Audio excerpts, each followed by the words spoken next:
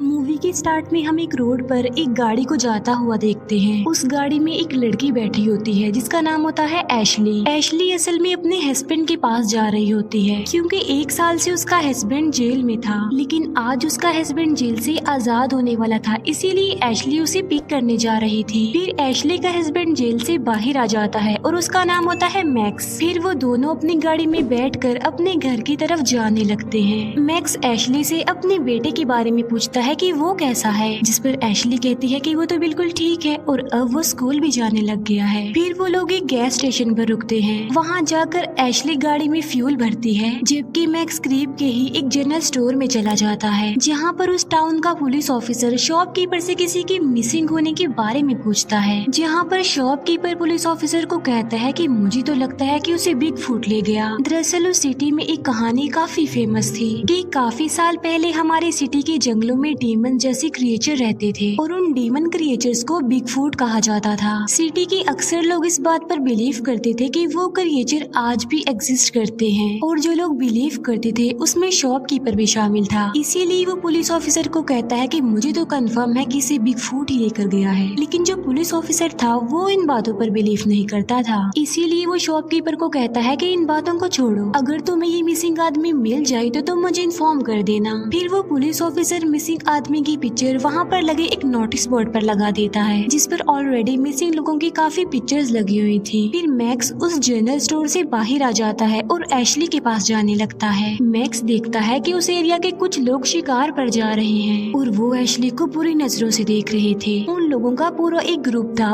और जब वो ग्रुप मैक्स को देखता है तो वो उसे क्रिमिनल कहने लगते हैं, लेकिन ये दोनों हस्बैंड वाइफ उन लोगों पर ज्यादा ध्यान नहीं देते और उन्हें इग्नोर करके वहाँ से चले जाते हैं। फिर गाड़ी में मैक्स ड्रिंक करने लगता है, लेकिन एशली मैक्स को ड्रिंक करने से रोकती है क्योंकि उसे मैक्स का ड्रिंक करना, स्मोकिंग करना काफी बुरा लगता था। एशली गुस्से में मैक्स को कहती है कि तुम्हें जेल से आए हुए अभी कितनी देर हुई है कि तुमने स्मोकिंग शुरू कर दी। फिर उन दोनों की इस बात को लेकर बहस हो जाती है। वो लोग बहस करने में इतना ज्यादा बिजी हो जाते हैं कि उन्हें इस बात का तो ख्याल ही नहीं रहता कि उनकी गाड़ी के आगे एक आदमी आ गया है और ये उस आदमी को अपनी गाड़ी से हिट कर देते हैं। दोनों अपनी गाड़ी से बाहर आकर उस आदमी को चेक करने के लिए आगे बढ़ते हैं। तब ये देखते हैं कि वो आदमी इस एक्सीडेंट की वजह से बहुत ज्यादा इंजर्ड हो गया है, उसकी हालत काफी खराब है। उसकी दोनों टांगे बॉडी से अलग होकर कट चुकी हैं और उसकी बॉडी पर काफी गहरे चोट के निशान थे। ऐसा लग रहा था कि जैसे किसी जंगली जानवर ने उस पर अटैक किया हो। उस आदमी की ऐसी हालत देखकर ये सोच रहे थे कि शायद वो मर चुका है, लेकिन तभी वो आदमी मूव करने लगता है। तब एशली जल्दी से पुलिस को कॉल करने के लिए अपनी गाड़ी की तरफ भागती है, लेकिन मैक्स एशली को ऐसा करने से यानी पुलिस को कॉल करने से मना करता है क्योंकि अभी थोड़ी देर पहले ही तो वो जेल से बाहर आया था और इस एक्सीडेंट की वजह से वो बहुत बड़ी मुसीबत में फंस सकते थे। लेकिन एशली उसकी ये बात नहीं मानती और वो पुलिस को कॉल कर देती है। वो पुलिस को कहती है कि हमारी गाड़ी का एक्सीडेंट हो गया है और साथ साथ वो अपनी लोकेशन भी पुलिस को बता देती है। तभी अचानक से मैक्स को जंगल में कुछ दिखाई देता है, लेकिन इससे पहले कि वो समझ पाता कि ये क्या है, कोई उन पर पत्थर मारने लगता है। तब मैक्स और एशली दोनों ही गाड़ी के पीछे जल्दी से छुप जाते हैं, लेकिन जब दोबारा देखने के लिए मैक्स अपना सर बाहर निकालता है तभी एक पत्थर आकर सीधा मैक्स के सर पर लग जाता है, जिससे मैक्स पीछे की तरफ जाकर गिरता है और वहाँ से गिरता गिरता वो रिवर में जाकर गिरता है। तब एशली उसकी हेल्प करने के लिए उसके पास जाती है, लेकिन वो देखती है कि मैक्स तो बेहोश हो गया है। तब एशली मैक्स को बचाने के लिए जल्दी से रिवर में कूद जाती है, लेकिन पानी की लहरें बहुत तेज थी, इसीलिए वो आगे की तरफ चले जाते हैं। लेकिन जब पानी की लहरें कम हो जाती हैं, तब एशली मैक्स को लेकर पानी से बाहर आ जाती है, लेकिन मैक्स स्टिल बेहोश ही था। फिर एशली मैक्स को इमरजेंसी प्रोसीजर के जरिए होश में लाती है, जिससे मैक्स को होश आ जाती है। अब क्योंकि पानी बहुत ज्यादा ठंडा था और वो काफी देर पानी में ही रहे थे, इसी वजह से उन्हें सर्दी लगने लगती है। दूसरी तरफ हम देखते हैं कि जहाँ पर उस आदमी का एक्सीडेंट हुआ था वहीं पर हम एक डीमन जैसा क्रिएचर देख पाते हैं, जो उन लोगों की गाड़ी को धकेल कर रिवर में फेंक देता है। और जिस आदमी का एक्सीडेंट हुआ था वो भी मर चुका था और वो डीमन क्रिएचर उस आदमी की डेड बॉडी को अपने साथ ले जाता है। दूसरी तरफ मैक्स और एशली को अभी तक ठंड लग रही थी, लेकिन उन्हें समझ नहीं आ रही थी कि क्या किया जाए। तब एशली मैक्स की लाइटर की मदद से वहाँ पर आग जलाती है और बाद में ये लोग अपने कपड़ों को ड्राई करने के लिए करीबी झाड़ियों पर रख देते हैं। फिर दोनों हस्बैंड वाइफ आग के पास बैठ जाते हैं। फिर हम देखते देखते हैं कि वो पुलिस ऑफिसर वापस अपने पुलिस स्टेशन जा रहा है। रास्ते में उस पुलिस ऑफिसर को एक लेडी मिल जाती है जो कि अपने मिसिंग हस्बैंड के बारे में पुलिस ऑफिसर से पूछती है। उस लेडी का हस्बैंड उन्हीं लोगों में इंक्लूड था जो कि वहाँ से गायब हुए थे। अब जाहिर है पुलिस ऑफिसर के पास इस बात का कोई जवाब नहीं था, इसीलिए वो उस लेडी को कहता है कि आप बिल्कुल बेफिक्र हो जाएं, बिल्कुल रिलैक्स रहें, हम आपके हस्बैंड को ढूंढ लेंगे एज सून एज पॉसिबल। ये कहकर वो पुलिस ऑफिसर वहाँ से चला जाता है। पुलिस स्टेशन के अंदर एक डेप्यूटी भी था। पुलिस ऑफिसर डेप्यूटी से पूछता है कि क्या आप इन बातों पर बिलीव करते हैं कि कोई बिगफूट होता है, जिस पर वो डेप्यूटी रिप्लाई करता है कि नहीं, ऐसी कोई चीज नहीं होती, लेकिन हम इस बात को फजूल भी नहीं कह सकते, इग्नोर भी नहीं कर सकते। तभी वहाँ पर एक फीमेल पुलिस ऑफिसर आ जाती है। वो पुलिस ऑफिसर को बताती है कि अभी मुझे एक लड़की की कॉल आई थी। वो लड़की बता रही थी कि हमारा एक्सीडेंट हो गया है। ये सुनकर वो पुलिस ऑफिसर जल्दी से उस एक्सीडेंट वाली लोकेशन पर पहुंच जाता है, जहां पर वो देखता है कि उन लोगों की गाड़ी तो रिवर में गिरी हुई है, लेकिन गाड़ी को रिवर से बाहर निकालते निकालते उन्हें रात हो जाती है। फिर वो पुलिस ऑफिसर गाड़ी को चेक करता है और उसमें से उसे मैक्स और एशली की पिक्चर्स मिलती हैं। तब वो अपने बाकी पुलिस ऑफिसर्स को कहता है कि इन दोनों के बारे में इंक्वायरी करो, पता लगवाओ इन दोनों का। उधर एशली और मैक्स एक दूसरे से प्रॉमिस करते हैं कि वो कभी भी नहीं लड़ेंगे, एक दूसरे का साथ कभी भी नहीं छोड़ेंगे। वो एक दूसरे के साथ प्यार से रहेंगे और अपने रिलेशन को अच्छा लेकर चलेंगे। नेक्स्ट डे एशली को वही आदमी नजर आता है जिसका उनकी गाड़ी से एक्सीडेंट हुआ था, लेकिन आँख खुलने पर एशली को रियलाइज होता है कि ये उसका सिर्फ एक नाइटमेयर था और कुछ नहीं। लेकिन तभी उन्हें पता चलता है कि जहाँ पर उन्होंने अपने कपड़े ड्राई करने के लिए रखे थे वहाँ से एशली के कपड़े गायब थे, क्योंकि वहाँ पर सिर्फ मैक्स के कपड़े थे, एशली के नहीं थे। तब मैक्स एशली को अपनी टी शर्ट पहना देता है और अब वो रिवर को फॉलो करने का डिसीजन लेते हैं। लेकिन थोड़ी दूरी पर ही जाते ही इन्हें रियलाइज होता है कि आगे कोई भी रास्ता नहीं है, इसीलिए वो आगे बढ़ने के लिए जंगल में से ही गुजरने लगते हैं। लेकिन यहाँ पर हम देख पाते हैं कि कोई इनका काफी देर से पीछा कर रहा था और जो इनको फॉलो कर रहा था उसमें ये एबिलिटी थी कि वो खुद को जंगलों में हाइड कर सकता था और वो खुद को नेचर में इस तरह छुपा लेता था कि उसे ढूंढना तो इम्पॉसिबल था। इसीलिए वो इनके इतना करीब होने के बावजूद भी ये उसे नहीं देख पा रहे थे और ये कोई और नहीं बल्कि वही डीमन क्रिएचर था जिसे लोग बिगफूट कहते थे। तभी अचानक से इन्हें गोली चलने की आवाज सुनाई देती है, लेकिन चेक करने पर इन्हें पता चलता है कि वहाँ पर वो लोग हैं जो शिकार पर आए थे, जो इन्हें गैस स्टेशन पर भी मिले थे। फिर वो दोनों सोचते हैं कि शायद वो हमारी हेल्प कर दें, इसीलिए वो लोगों के पास जाने का डिसीजन लेते हैं। अब यहाँ पर मैक्स एशली को उन लोगों की नजरों से बचाने के लिए उसे वहीं पर छुपा रहने को बोलता है और उनसे मदद मांगने के लिए मैक्स खुद जाता है उन लोगों के पास। और जब वो लोग मैक्स को देखते हैं तो वो उस पर हंसने लगते हैं। मैक्स उन लोगों को समझाने की काफी कोशिश करता है कि प्लीज मुझे फोन दे दीजिए ताकि मैं हेल्प के लिए किसी को कॉल कर सकूं। वहीं पर उन लोगों के ग्रुप का एक लीडर भी होता है जिसका नाम होता है बीडी। बीडी मैक्स को कहता है कि हमारे पास तो कोई फोन नहीं है क्योंकि जंगल में सिग्नल्स नहीं आते, इसीलिए हम कोई मोबाइल नहीं लाए। लेकिन बीडी के पास एक रेडियो होता है जिस पर मैक्स कहता है कि आप मुझे अपना रेडियो ही दे दीजिए फिर। लेकिन बीडी उसे रेडियो देने से भी इनकार कर देता है और इवन जब मैक्स उससे ये पूछता है कि आप एटलीस्ट हमें मेन रोड का रास्ता ही बता दीजिए तो वो मैक्स को ये भी नहीं बताता। एशली जो कि छुपी हुई थी अचानक से उसके पीछे बिगफूट आ जाता है और बिगफूट एशली का बाल काट कर ले जाता है। लेकिन जब एशली टर्न करके देखती है तो वहाँ पर कोई भी नहीं होता क्योंकि बिगफूट वहाँ से जा चुका था तब तक। लेकिन एशली डर जाती है और वो भागते भागते मैक्स के पास आ जाती है और जब वो ग्रुप के लोग एशली को उस हालत में देखते हैं तो वो उस पर हंसने लगते हैं, उसका मजाक बनाने लगते हैं। लेकिन अब बेडी अपने ग्रुप के लोगों को खामोश रहने को बोलता है और उन दोनों हस्बैंड वाइफ की हेल्प करने के लिए तैयार हो जाता है। वो मैक्स और एशली दोनों को कपड़े देता है। फिर ये सब लोग मिलकर वहाँ से जाने लगते हैं। फिर हम देखते हैं पुलिस ऑफिसर को जो एशली और मैक्स के बारे में सब कुछ पता लगवा चुके थे। लेकिन अब तक पुलिस ऑफिसर को ये बात समझ में नहीं आ रही थी कि आखिर वो लोग गए कहाँ पर हैं, उनके साथ रास्ते में क्या हुआ होगा, क्योंकि इंक्वायरी में उन्हें ये बात पता चली थी कि किसी ने उनकी गाड़ी को धक्का लगाकर रिवर में फेंका था। अब डिप्यूटी को बिगफूट की कहानी पर यकीन आने लगा था। उसका कहना था कि कहीं ये बिगफूट ने तो नहीं किया, लेकिन पुलिस ऑफिसर इस बात को मानने से साफ इनकार करता है। उसका मानना था कि आज के टाइम में कोई बिगफूट, कोई क्रिएचर्स नहीं होते।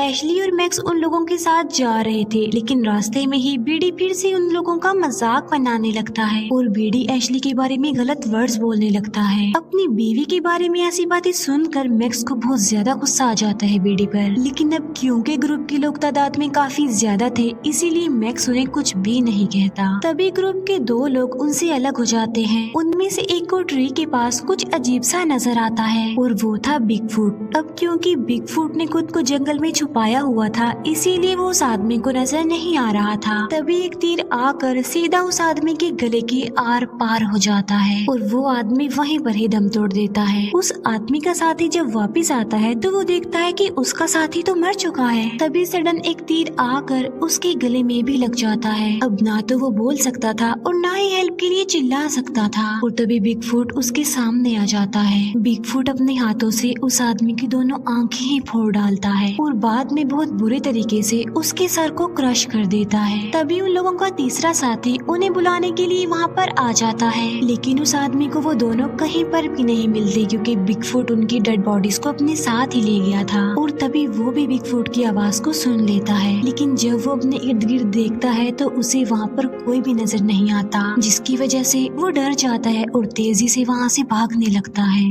लेकिन इतना तेजी से भागने की वजह से वो गिर जाता है, जिससे उसकी हाथ की हड्डियां टूट जाती हैं। लेकिन तभी उसके पास बिगफुट आ जाता है और वो एक एक्स की मदद से उस आदमी के गले पर कई बार स्टैब करता है, जिससे उस आदमी का सर ही धड़ से अलग हो जाता है। इसके बाद बिगफुट बाकी लोगों को अपना शिकार बनाने के लिए आगे बढ़ता है, जहाँ पर उस ग्रुप के बाकी लोग एशली और मैक्स को अभी तक परेशान कर रहे थे। तभी उनमें से एक आदमी को बिगफुट एरो मारकर जान से मार डालता है। उस आदमी के मरते ही सब लोग बिल्कुल अलर्ट हो जाते हैं। उस ग्रुप का एक मेंबर बिगफुट को देख लेता है, इसीलिए वो बिगफुट पर गोलियां चलाने लगता है, लेकिन बिगफुट को तो एक भी गोली नहीं लगती और वो बच जाता है। लेकिन उस आदमी के अलावा ग्रुप के बाकी लोगों को बिगफुट नजर नहीं आ रहा था, इसीलिए उन्हें समझ में नहीं आ रहा था कि हमारा साथी आखिर गोलियां किसको मार रहा है। लेकिन तभी बिगफुट को मारते मारते वो आदमी अपने ही एक साथी को शूट करके मार डालता है और इसमें मैक्स को भी कुछ गोलियां लग जाती हैं, जिससे वो नीचे गिरकर बेहोश हो जाता है। जो आदमी बिगफुट को देख पा रहा था, जो उस पर गोलियां चला रहा था, अब उसकी गन की गोलियां भी खत्म हो गई थी और तब उसके पास बिगफुट आ जाता है और उसका गला ही काट देता है। इसके बाद बिगफुट एशली की तरफ बढ़ता है, जिससे बचते हुए एशली कहीं पर छुप जाती है, जहाँ पर ऑलरेडी एक आदमी छुपा हुआ था। लेकिन बिगफुट उन लोगों को वहाँ पर छुपा हुआ देख लेता है और वो उस आदमी को आकर पकड़ लेता है, जो कि वहाँ पर छुपा हुआ था। बाद में बिगफुट उस आदमी के मुंह को ही फाड़ देता है और उस आदमी को मरने के लिए वहीं पर उसी हालत में छोड़कर वहाँ से चला जाता है। मौके का फायदा उठाकर एशली वहाँ से भागने लगती है, लेकिन बिगफुट अब अपना तीर एशली पर फेंकता है और तीर लगने की वजह से एशली नीचे गिर जाती है। इसके बाद बिगफुट एशली को पकड़ लेता है और वो उसे उसी जगह पर ले आता है जहाँ पर मैक्स बेहोश पड़ा हुआ था। फिर बिगफुट मैक्स को मारने के लिए उसकी तरफ बढ़ता है, लेकिन जब बिगफुट एशली की तरफ देखता है तब वो ये डिसाइड करता है कि वो मैक्स को नहीं मारेगा। इसके बाद हम देखते हैं बेडी को, जो कि अभी तक जिंदा था और वो पीछे से बिगफुट को शूट करने लगता है और एक गोली जाकर सीधा बिगफुट के शोल्डर पर लगती है, जिससे वो इंजर्ड हो जाता है। इसके बाद बिगफुट जल्दी से बेडी पर अटैक कर देता है और उसे बेहोश कर देता है। ये कर लेने के बाद बिगफुट एशली और मैक्स को अपने साथ ले जाता है। इसके बाद प्राइमल रेज का दूसरा पार्ट स्टार्ट हो जाता है, जहाँ पर बिगफुट एशली और मैक्स को अपने साथ ले जा रहा होता है। लेकिन बिगफुट अब मैक्स को वहीं पर छोड़कर एशली और बेडी को अपने साथ ले जाता है। दूसरी तरफ हम देखते हैं कि शेरिफ डिप्यूटी के साथ किसी जगह पर आया था, क्योंकि वहाँ पर एक लेडी को कैंसर था और उसके लिए वो रात को मिलकर एक रिचुअल करने वाले थे। अब पुलिस ऑफिसर यहाँ पर आना नहीं चाहता था, लेकिन वो डिप्यूटी के कहने पर ही वहाँ आया था। मैक्स जो कि जख्मी हालत में अभी तक ही जंगल में पड़ा हुआ था। तभी वहाँ पर एक क्रीपी बूढ़ी औरत आ जाती है, जो बिल्कुल विच जैसी ही लग रही थी। जब उस बूढ़ी औरत को रियलाइज होता है कि मैक्स अभी तक जिंदा है, तो वो उसे अपने साथ अपने घर ले जाती है। उस बूढ़ी औरत का घर जंगल के बिल्कुल बीचों बीच था।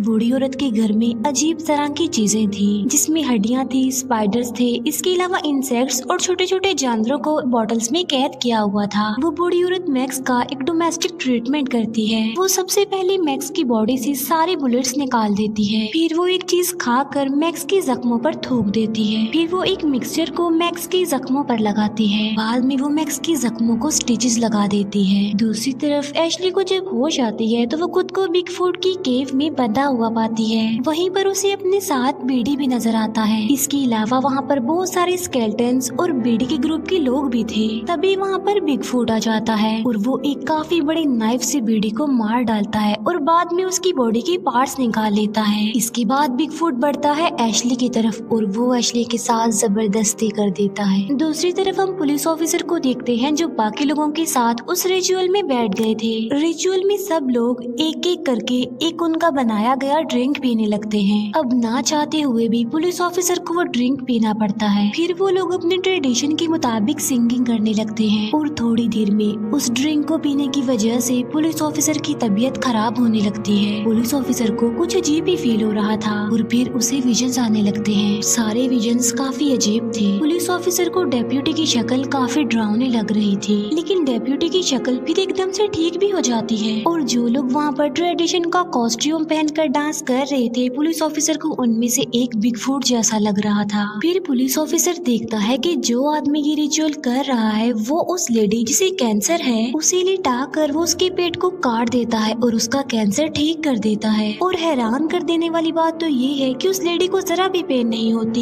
लेकिन अब पुलिस ऑफिसर इन अजीब विजन से तंग आ गया था। उसे बहुत ज्यादा पसीने आने लगते हैं, इसीलिए वो वहाँ से बाहर आ जाता है। फिर अगले दिन जंगल में जब मैक्स को होश आता है तो उसके सामने बैठा होता है police officer. Max police officer से एशली के बारे में पूछता है कि मेरी वाइफ कहाँ पर है। यहाँ पर वो पुलिस ऑफिसर जो पहले बिगफूट की कहानी पर यकीन नहीं करता था अब उसे सारी बात समझ आ गई थी, इसीलिए अब वो सारी बात मैक्स को समझाने लगता है। पुलिस ऑफिसर मैक्स को बताता है कि आज भी हमारे जंगलों में एक डीमन क्रिएचर रहता है और इस क्रिएचर को हम बिगफूट कहते हैं। और अब पुलिस ऑफिसर बताता है कि आखिर ये बिगफूट है कौन। वो कहता है कि ये डीमन क्रिएचर हमारे कबीले के पुराने लीडर हैं और एक जमाने में तो ये हमारे भी लीडर हुआ करते थे, लेकिन अब उनकी सॉल बिगफूट के रूप में आकर हमें डरा रही है। और ये एक एंशिएंट लीडर है जो कि काफी पुराने कबीले से बिलोंग करते हैं और जब से इनका कबीला बना था ये तभी से हमारे बीच इन जंगलों में रह रहे हैं, इसीलिए तो वो एंशिएंट टाइम की वेपन्स को अच्छे से चला सकते हैं। यानी सिंपल अगर कहा जाए तो वो एंशिएंट लीडर की सॉल है। पुलिस ऑफिसर मैक्स को बताता है कि तुम्हारी वाइफ एशली को वही उठा कर ले गया है और तो और बिगफूट अब इंजर्ड भी है क्योंकि उसके शोल्डर पर गोली लगी थी। अब क्योंकि मैक्स ने एशली को ढूंढना था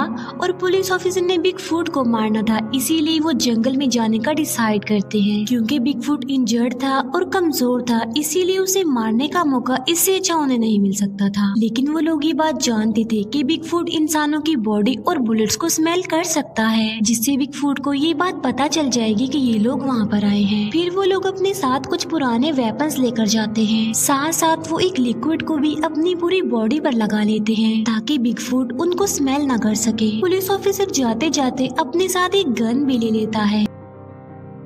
फिर ये दोनों बिगफूट का मुकाबला करने के लिए जंगल की तरफ जाने लगते हैं। तभी पीछे से वो बूढ़ी औरत उन लोगों को इनकरेज करने के लिए ड्रम बजाने लगती है, क्योंकि वो भी चाहती थी कि ये लोग बिगफूट का मुकाबला करके उसे मार डालें और जीत जाएं। एशली जो कि अभी तक बिगफूट की कैद में ही थी। बिगफूट जबरदस्ती एशली को इंसानी मांस खाने को देता है, लेकिन ना चाहते हुए भी एशली को वो खाना पड़ता है। लेकिन एशली के मुँह में एक बोन आ जाती है। वो उस बोन को पत्थर पर रगड़ कर उसे नुकीला बना लेती है और जब बिगफूट उसके पास आता है तो वो उसी बोन से उस पर अटैक कर देती है, लेकिन बिगफूट को इससे ज्यादा फर्क नहीं पड़ता। तभी अचानक से बिगफूट को उस ड्रम की आवाज सुनाई देती है जो वो बूढ़ी औरत बजा रही थी। बिगफूट को फौरन पता चल जाता है कि कोई उसे लड़ने के लिए वहाँ पर आ रहा है। फिर बिगफूट भी एक ट्रैप लेता है और वहाँ से लेकर वो बाहर चला जाता है। उसके जाते ही एशली अपनी रस्सियों को काटने लगती है। जब एशली खुद को आजाद कर लेती है तब वो वहाँ पर पड़े हुए कुछ कपड़े और एक गन लेकर वहाँ से चली जाती है। फिर हम देखते हैं कि मैक्स और पुलिस ऑफिसर को जो कि बिगफूट को ढूंढने के लिए वहाँ पर आए थे और अब वो अलग अलग होकर बिगफूट को ढूंढने लगते हैं। कुछ दूर जाने के बाद पुलिस ऑफिसर को वहाँ पर किसी की प्रेजेंस का एहसास होता है, इसीलिए पुलिस ऑफिसर जल्दी से अपनी गन निकाल लेता है। अब क्योंकि बिगफूट बुलेट्स को स्मेल कर सकता था, इसीलिए उसे पता चल जाता है कि पुलिस ऑफिसर आखिर है कहाँ पर। इसीलिए बिगफूट जल्दी से पुलिस ऑफिसर पर अटैक कर देता है और पुलिस ऑफिसर उसे गोली मार देता है और वो गोली बिगफूट को लग भी जाती है, जिसकी वजह से बिगफूट को काफी गुस्सा आ जाता है और वो गुस्से में आकर पुलिस ऑफिसर का गला काटकर उसे बहुत ब्रूटल तरीके से मार डालता है। तभी वहाँ पर मैक्स भी आ जाता है और वो पुलिस ऑफिसर की डेड बॉडी को वहाँ पर पड़ा हुआ देखता है, लेकिन वहाँ पर बिगफूट नहीं था क्योंकि वो भाग चुका था। मैक्स पुलिस ऑफिसर की गन भी उठा लेता है। अब क्योंकि बिगफूट को गोली लगी थी वो इंजर्ड था, इसीलिए उसका खून वहाँ पर गिरा हुआ था। मैक्स उस खून को फॉलो करते हुए आगे बढ़ता है। लेकिन तभी मैक्स एशली को देखता है जो कि बिगफुट को मारने के लिए उसकी तरफ बढ़ रही थी। मैक्स एशली को आवाज लगाकर उसे वापस चलने के लिए बोलता है, लेकिन एशली मैक्स को कहती है कि अब मैं बिगफुट को मारे बगैर नहीं जाऊंगी। एशली मैक्स को इशारा करते हुए डायरेक्शन बता देती है कि बिगफुट यहाँ पर है। फिर एशली उसी तरफ चली जाती है जहाँ पर बिगफुट था और वो बिगफुट को शूट कर देती है। फिर ये दोनों हस्बैंड वाइफ वहाँ से भागने लगते हैं। काफी दूर भागने के बाद ये दोनों सांस लेने के लिए एक जगह पर रुक जाते हैं, लेकिन तभी अचानक से इन्हें बिगफुट की आवाज सुनाई देती है। इसका मतलब ये है कि वो मरा नहीं था बल्कि अभी जिंदा था। अब मैक्स डिसाइड करता है कि वो यहाँ पर रुककर बिगफुट का मुकाबला करेगा, उसे लड़ेगा, उसे मार डालेगा, ताकि इसी दौरान एशली को मौका मिल जाए और वो यहाँ से भागकर मेन रोड तक चली जाए। एशली वहाँ से जाना नहीं चाहती थी मैक्स को अकेला छोड़कर, लेकिन मैक्स फिर भी उसे किसी तरह भेज देता है। फिर वो दोनों एक दूसरे को गुड बाय कहते हैं और अब एशली वहाँ से चली जाती है। इसके बाद मैक्स जाता है बिगफुट के पास और उस पर फायरिंग करने लगता है, लेकिन बिगफुट को उसका असर नहीं होता। बिगफुट जो कि अब काफी इंजर्ड भी था और काफी कमजोर भी फील कर रहा था, लेकिन अभी भी वो बहुत पावरफुल था। उसे मारना, उसे हराना इतना आसान नहीं था। यहाँ पर बिगफुट जल्दी से भागते हुए मैक्स के पास आ जाता है और वो मैक्स की गर्दन पकड़कर उसे ऊपर की तरफ कर देता है, लेकिन तभी मैक्स एक नाइफ से बिगफुट पर अटैक कर देता है, जिससे बिगफुट को दर्द होती है और वो मैक्स को छोड़ भी देता है। तभी मैक्स एक वुडन टॉप को उठाकर वहाँ से भाग जाता है, लेकिन बदकिस्मती से उसका पैर बिगफुट के लगाए गए ट्रैप में आ जाता है और यहाँ पर बिगफुट एक बार फिर से आकर मैक्स को पकड़ लेता है। लेकिन मैक्स अब उस टूटे हुए वुडन टॉप से बार बार बिगफुट को मारता रहता है, जिससे अब फाइनली बिगफुट की मौत हो जाती है। लेकिन मैक्स को अभी भी यकीन नहीं आ रहा था कि बिगफुट मर चुका है। उसे तो यही लग रहा था कि बिगफुट कहीं दोबारा जिंदा ना हो जाए, इसीलिए वो एक बड़े से पत्थर को उठाकर बिगफुट के सर पर मारता है, जिससे बिगफुट का सर क्रश हो जाता है। एशली बिल्कुल सही सलामत होती है और मेन रोड तक पहुंच जाती है। मैक्स जो कि काफी थक गया था, इसीलिए वो वहीं पर ही बैठ जाता है, लेकिन जैसे ही मैक्स वहाँ से उठकर जाने लगता है, दो तीर उसे आकर लग जाते हैं और उसके आसपास हमें बहुत सारे बिगफुट्स देखने को मिलते हैं। इसका मतलब ये है कि वहाँ पर कोई एक बिगफुट नहीं था, बल्कि वहाँ पर बहुत सारे बिगफुट्स थे। यानी वो जो एंशिएंट स्पिरिट्स थी वो कोई एक नहीं थी बल्कि बहुत ज्यादा थी। और ये मूवी यहीं पर ही एंड हो जाती है। Thank you for watching.